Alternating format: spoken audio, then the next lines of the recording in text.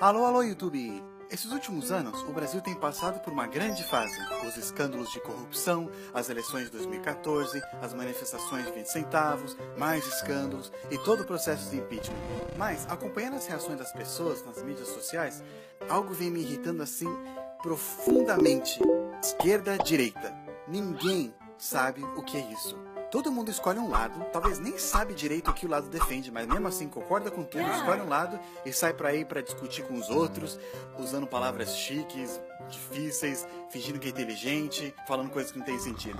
Olha galera, sabe aquela linhazinha que todo mundo tá acostumado a ver quando fala de esquerda, direita? E todo o estereótipo que vem junto? Então, esquece por agora. Mas como assim, cara? Você tá errado, você é louco, blá blá blá. Calma, por que eu digo isso? Porque a definição que a maioria das pessoas pensa sobre esquerda e direita não existe mais hoje, não funciona mais. Em uma época no passado ela existiu sim, mas com o tempo ela foi mudando e hoje simplesmente não dá mais, não funciona. Então antes de você agarrar sua bandeira e começar a xingar o outro lado, presta atenção aqui.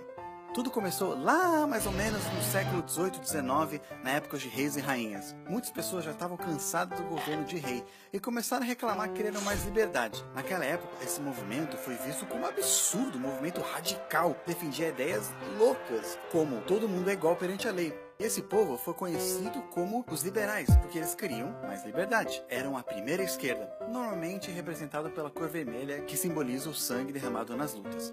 Já as pessoas que eram amigos do rei queriam deixar as coisas como estavam, porque sempre foi assim, tradições são melhores, e assim que as coisas sempre funcionaram, mais ou menos. Qualquer coisa diferente ia levar as nações num caos. Essas pessoas ficaram já conhecidas como os conservadores, aqueles que queriam conservar as tradições. O povo da direita, normalmente representado por azul, mas isso nunca foi muito certo. Com o tempo a gente sabe que a esquerda foi ganhando, o povo foi tendo mais voz. Reis e seus amigos foram sumindo, deixando de existir, até que hoje ninguém apoia rei. Bem, quase ninguém. Mas o tempo não para. Novas gerações foram surgindo, novas ideias foram vindo também, ideias ainda mais radicais e mais liberais que antes, criando um novo grupo ainda mais para a esquerda da linha.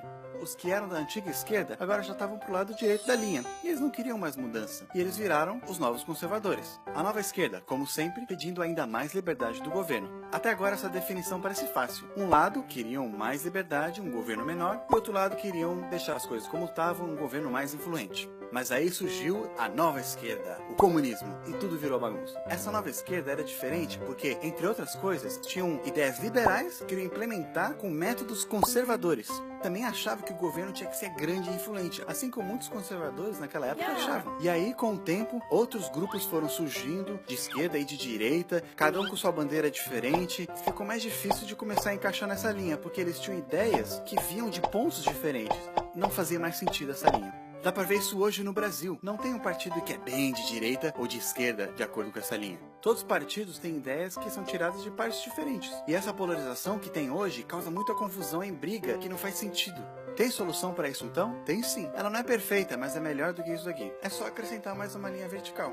Como assim? Assim, ó. Uma linha fica questões econômicas e na outra linha fica questões sociais. Numa ponta fica o governo mais influente e na outra o governo menos. Olha só. Na linha horizontal fica a liberdade econômica, ou seja, com controle o governo tem na economia. Quanto mais para a esquerda, mais controle o governo tem. Essa sim é a famosa esquerda, que fala sobre projetos sociais, estatização, impostos mais altos para ricos, reforma agrária, etc. Até que na ponta fica o controle total da economia. Mas quanto mais para a direita você for, menos controle no governo. E assim é a famosa direita, com mercado livre, privatização, poucos impostos, lucro e etc.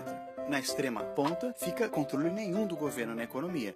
Quando você quer discutir sobre economia, desemprego, salário mínimo, inflação, impostos ou qualquer um desses assuntos, é nessa linha que você vai ficar.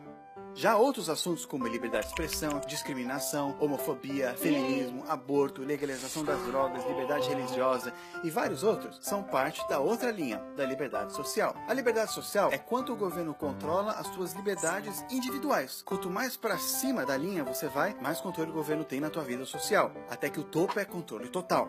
Quanto mais para baixo, menos controle do governo, até que na ponta é controle nenhum. Legal, agora juntando essas duas linhas forma um gráfico. Calma, não é matemática. O gráfico só mostra que as pessoas podem estar em qualquer ponto entre as duas linhas, dependendo do que elas acreditam. Por exemplo, o comunismo de Stalin e o nazismo de Hitler são praticamente iguais quando se tratavam de controlar a liberdade social, mas quando o assunto é economia, eles tinham ideias bem diferentes. Líderes do mundo se encaixam em diferentes pontos desse gráfico, e você também, dependendo do que você acredita. Se você quiser saber em que parte você está nesse gráfico, tem um site bom que ele testa e mostra o resultado, falando em que ponto você está. Eu coloquei um link na descrição embaixo se você quiser ver. Agora, eu espero que vocês parem de misturar as coisas. Se você estiver falando de economia, é na linha da direita e esquerda. Se você estiver falando de liberdades individuais, é na linha de autoritário e libertário. Ou seja, se você luta pro feminismo e é contra a homofobia, não quer dizer que você é esquerda. Ou se você é alguém religioso e é contra a legalização das drogas, não quer dizer que você é de direita, porque esses assuntos são da outra linha.